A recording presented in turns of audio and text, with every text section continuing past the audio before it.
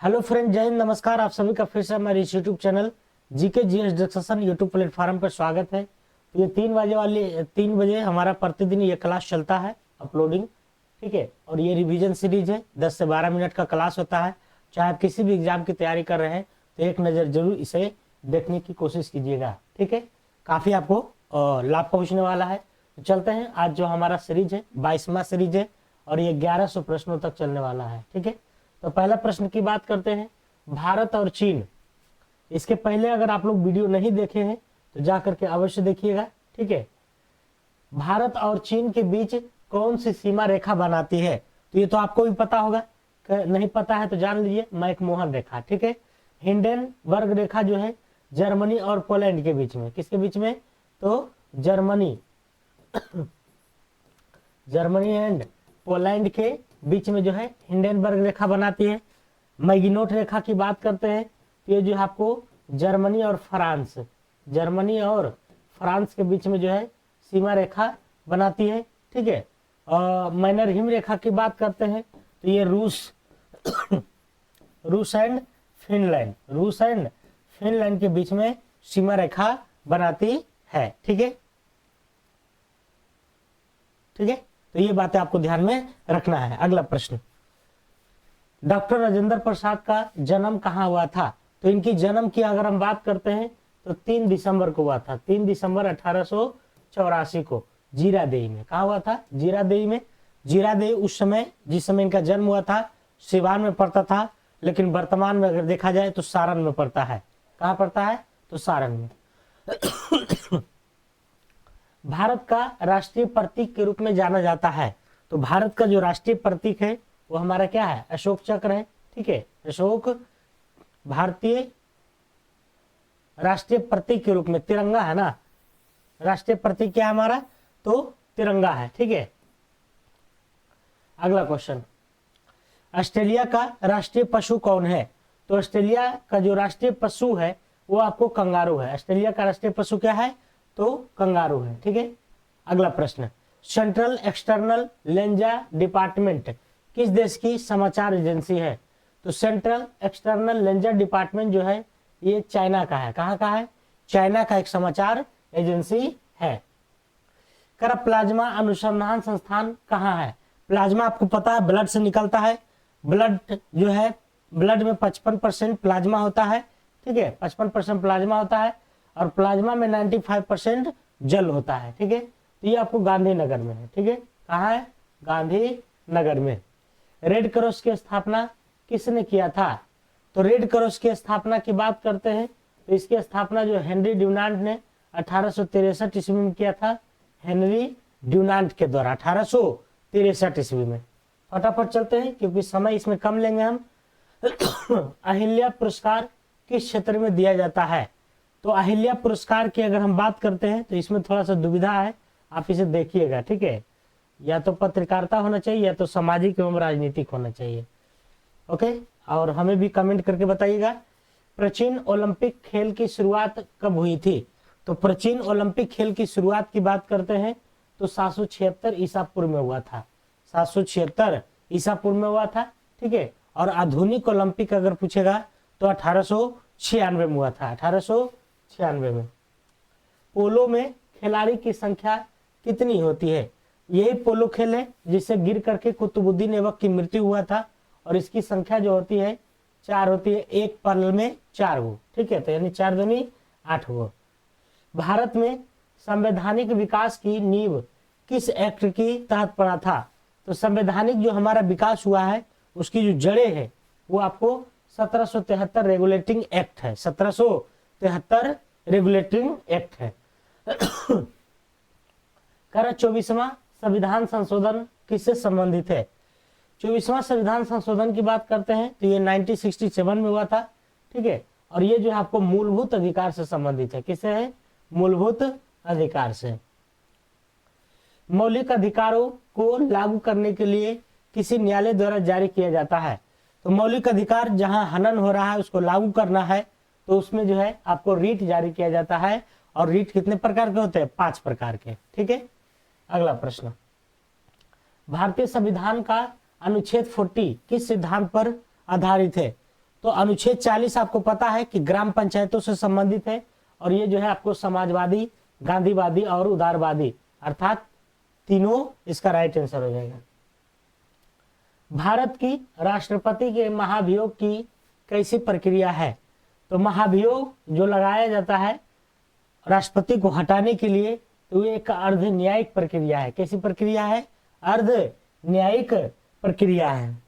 भारतीय संविधान का कौन सा अनुच्छेद उपराष्ट्रपति के पद को निरूपित करता है? तो उपराष्ट्रपति के पद का जो निरूपित करता है वह अनुच्छेद 63 है, और उपराष्ट्रपति ही जो है सभापति होते हैं राज्यसभा के। ठीक है, अब तक कितनी बार राष्ट्रपति द्वारा लोकसभा को समय से पूर्व भंग किया गया है? समय से पूर्व मतलब 5 साल से पहले जो है उसको भंग करके फिर से चुनाव की प्रक्रिया होती है। तो अब तक 8 बार हुआ है। ऐसा कई बार हुआ है? तो 8 बार हुआ है। राज्यसभा के प्रथम उपसभापति कौन थे? तो राज्यसभा के प्रथम उपसभापति पूछ रहा है। ठीक है, सभापति भी नहीं, उपसभापति। तो ये थे आपको एसवी कृष्णमूर्ति राव। एसवी कृष्णमूर्ति राव। निम्न में से लोकसभा के बारे में सही है? तो क्या लोकसभा की बात अनुच्छेद 81 में वर्णित है? तो बिल्कुल सत्य है, 81 में है वर्णित। मूल संविधान में लोकसभा की सीटों की संख्या 500 है ना? बिल्कुल है। लोकसभा संसद का प्रथम या उच्च सदन होता है? नहीं, ये निम्न सदन होता है। क्या होता है? निम्न सदन होता है। उच्च सदन या प्रथम सदन की बात करते हैं तो वो राज्यसभा होता है। ठीक है, लोकसभा के लिए 25 सही है। हाँ, ये सही है, यानी कि इसमें गलत जो है आपका सी नंबर है। विधान परिषद की गणपूर्ति कुल सदस्यों संख्या के कितने प्रतिशत होना चाहिए? चाहे विधान परिषद हो, विधानसभा हो, सब में जो है 1/10 होना चाहिए। 10% जो है गणपूर्ति होना चाहिए। विधान परिषद में एक वर्ष में कितनी बैठक होना चाहिए? तो कम से कम 2 होना चाहिए। ठीक है, कम से कम कितना होना चाहिए? 2। हाँ, चलिए अगला है। कलर चेंज हो गया है, आपको चेंज नहीं होना है। रत्नावली साहित्य किस राजा के द्वारा रचित किया गया है? तो रत्नावली की अगर हम बात करते हैं तो आपको हर्षवर्धन, किसके द्वारा? हर्षवर्धन के द्वारा जो है किया गया है। ठीक है, बिहार शरीफ में उदंतपुरी विश्वविद्यालय की स्थापना किसने किया था? तो बिहार में जो उदंतपुरी विश्वविद्यालय है उसकी स्थापना धर्मपाल, किसके द्वारा? तो धर्मपाल के द्वारा किया। प्रतिहार किस वंशज से संबंध रखते थे? तो प्रतिहार जो है की बात करते हैं तो ये जो है आपको गुर्जर प्रतिहार, ठीक है, गुर्जर से संबंधित थे। तारीख ए मुबारक शाही पुस्तक के लेखक कौन है ना? तारीख ए मुबारक शाही की बात करते हैं तो याहिया बिन अहमद सरहिंदी हो जाएगा। क्या हो जाएगा? याहिया बिन अहमद सरहिंदी। मोहम्मद बिन तुगलक को किसने दास्ता से मुक्त किया था? तो मोहम्मद बिन तुगलक जो था वो मोहम्मद गौरी का सेनापति था, लेकिन इसको दास्ता से मुक्त करने वाला गयासुद्दीन तुगलक था। गयासुद्दीन महमूद था। गयासुद्दीन महमूद था। खिलजी वंश में दीवान ए रियासत का क्या अर्थ था? तो खिलजी वंश के संस्थापक जो थे जलालुद्दीन खिलजी थे। ठीक है, और इसके जो दीवान ए रियासत ये अलाउद्दीन खिलजी के समय में चलता था। ठीक है, तो ये क्या करते थे? बाजार पर कंट्रोल करते थे, बाजार पर नियंत्रण। रत्नावली ये तो हुई गया। हर्षवर्धन किसकी सहायता से हरियर एवं बुक्का पुनः हिंदू बने थे? तो हरियर और बुक्का ने जो है विजयनगर साम्राज्य की स्थापना किया था मोहम्मद बिन तुगलक के शासन में। ठीक है, और इनको पहले मोहम्मद बिन तुगलक ने पकड़ लिया था। ठीक है, और पकड़ करके मुस्लिम बना दिया था। फिर जब ये दोबारा अपने नगर में गए तो इनको पुनः जो है बना दिया गया हिंदू। और किसके सहयोग से? तो संत विद्यारण्य। सूफियों का मठ क्या कहलाता है? तो सूफियों का जो मठ है वो खानका कहलाता है, जो कि है नहीं इसमें, तो कोई नहीं हो जाएगा। हल्दी घाटी का युद्ध कब हुआ था?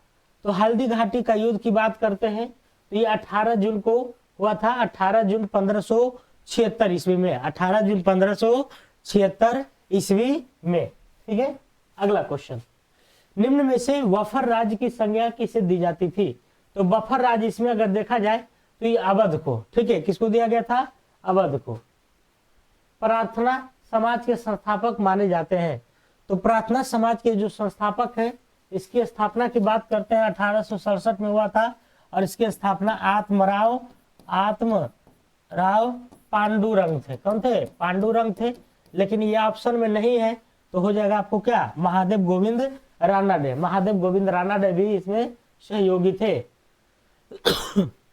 57 की विद्रोह की शुरुआत मानी जाती है। तो 57 की विद्रोह की जो ऑफिशियल शुरुआत है वह 10 मई 1857 को शुरू हुई थी। इसका तत्कालीन कारण क्या था? तो चर्बी वाले कारतूस। 57 के विद्रोह का कानपुर से नेतृत्व किसने प्रदान किया था? तो कानपुर से नाना साहब थे, है ना, या और उसके सहयोगी तात्या टोपे, है ना। तात्या टोपे का जो असल नाम है वो क्या था? रामचंद्र पांडुरंग। रामचंद्र पांडुरंग, ठीक है, रामचंद्र पांडुरंग। भारतीय राष्ट्रीय संघ की स्थापना कब की गई थी? यानी कि भारतीय राष्ट्रीय संघ, तो इसको 1885 ईस्वी में। रौलेट एक्ट अधिनियम कब पारित हुआ था?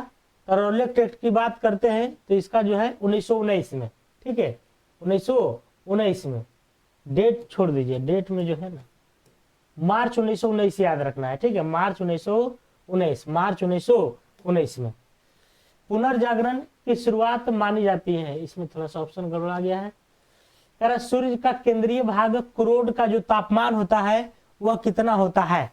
तो क्रोड का तापमान होता है आपको 15 मिलियन डिग्री सेंटीग्रेड, ठीक है, इकाई, दाई, सैकड़ा, हजार, 10,000, लाख, 10 लाख, करोड़, ठीक है। तो इतना होता है। बी नंबर इसका राइट आंसर हो जाएगा। सूर्य का जो केंद्रीय भाग का तापमान है। पृथ्वी का औसतन घनत्व कितना होता है? तो पृथ्वी का जो घनत्व होता है वह 5.5 ग्राम प्रति घन सेंटीमीटर। भारत की आकृति कैसी है? तो भारत का क्षेत्रफल हमारा 32,87,263 वर्ग किलोमीटर है, और इसकी आकृति अगर देखा जाए तो चतुष्फलकीय है। कैसा है? चतुष्फलकीय।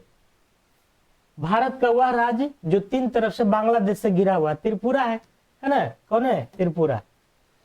2011 के जनगणना के अनुसार कितना नंबर का जनगणना है? तो 11 में जो जनगणना हुआ है वो 15वां जनगणना था। कैमा था? तो 15वां जनगणना था, ठीक है। भारत का जनघनत्व कितना है? तो 382 है ना। हमारे बिहार का अगर देखा जाए तो 1106 है, लेकिन भारत का कितना है? 382। किस एक्ट के तहत मद्रास एवं बंबई प्रेसिडेंसी को कलकत्ता प्रेसिडेंसी में कर दिया गया था? तो ये किया गया था आपको किसके तहत बताइए? तो 1773 हो जाएगा। 1773 रेगुलेटिंग एक्ट के तहत। संविधान सभा के नियम समिति के अध्यक्ष कौन थे? तो नियम समिति कहे या संचालन समिति कहे, दोनों को हो जाएगा डॉक्टर राजेंद्र प्रसाद। नियम और संचालन कौन करेंगे? डॉक्टर राजेंद्र प्रसाद। उच्चतम न्यायालय का उल्लेख संविधान के किस भाग में हुआ है? तो उच्चतम न्यायालय का जो उल्लेख है भाग 5 में है, ठीक है। उच्चतम न्यायालय का गठन किस अनुच्छेद में पूछेगा? तो 124 में है। उच्च न्यायालय का गठन पूछेगा 214 में है, ठीक है। भारतीय अर्थव्यवस्था एक कैसी अर्थव्यवस्था है? तो ये एक मिश्रित अर्थव्यवस्था। कैसी है? एक मिश्रित अर्थव्यवस्था है, ठीक है। तो ये था हमारा 50 क्वेश्चन का सीरीज। अगर आपको अच्छा लगा तो जरूर लाइक, शेयर, सब्सक्राइब कीजिएगा, ठीक है। फिर मिलते हैं अगले वीडियो में आपके अगले प्रश्न के साथ। तब तक के लिए अपना ध्यान रखिए। जय हिंद, जय भारत।